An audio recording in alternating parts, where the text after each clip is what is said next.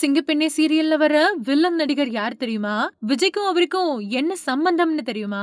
தென்னிந்திய சினிமாவுல முக்கிய நடிகையா இருக்கக்கூடிய நடிகை ஸ்ரீபிரியாவோட தம்பி நடிகர் சந்திரகாந்த். பிரபல தொலைக்காட்சியில் ஒளிபரப்பாயிட்டு வரக்கூடிய சிங்கப்பெண்ணே சீரியல்ல முக்கியமான கேரக்டர்ல நடிச்சிட்டு வராரு. அதோட சந்திரகாந்த் நடிகை சுகன்யா நடிச்ச படத்துல கதாநாயகனாவும் நடிச்சு பிரபலம் அடைஞ்சிருக்காரு.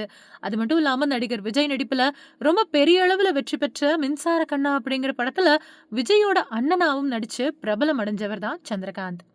நடிகர் விஜய் நடிப்புல யாருமே எதிர்பார்க்காத அளவுல காமெடி, காதல், சென்டிமென்ட்ஸ் அப்படின்னு மொத்தமா ஜெயிச்ச படம் தான் மின்சார கண்ணா. இந்த படத்துல நடிச்ச நடிகர்கள் பல பேர் இப்போ இருந்த இடம் தெரியாமலே போயிட்டாங்க. அதே நேரத்துல இந்த நடிகர்கள் எங்க போனாங்க அப்படிங்கிற எதிர்பார்ப்பும் ரசிகர்கள் மத்தியில இருக்கதான் செய்யுது.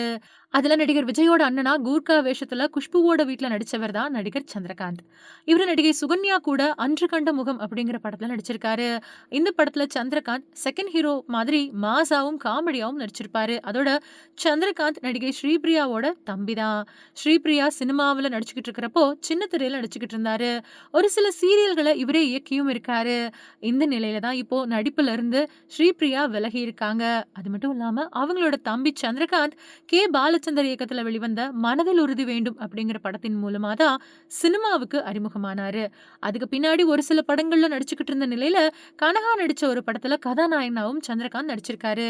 அதோட கமல் நடிப்புல வெளியாகி சூப்பர் ஹிட் கொடுத்த இந்தியன் படத்துல நெடுமுடி வேணு அப்படிங்கிற கேரக்டர்ல நடிச்சிருந்தாரு. அதுக்கு பின்னாடி விஜயோட மின்சார கண்ணா படத்துல நடிச்சிருந்த நிலையில அந்த படத்துக்கு பின்னாடி என்ன ஆனாரு அப்படின்னே தெரியல.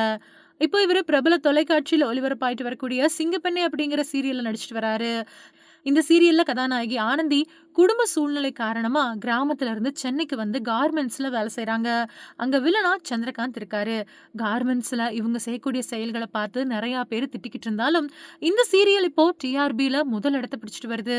இந்த சீரியல்ல சந்திரகாந்த் வயதான தோற்றத்துல இருக்கிறதால இவர்தான் விஜயோட அண்ணனா மின்சார கண்ணா படத்துல நடிச்சவரா அப்படின்னு எல்லாருமே ஆச்சரியத்துல இருக்காங்க. இவர் மட்டும் இல்லாம மின்சார கண்ணா படத்துல குஷ்புவுக்கு தங்கச்சியா கதாநாயகியா நடிச்ச மோனிகா மும்பையை சேர்ந்தவங்க.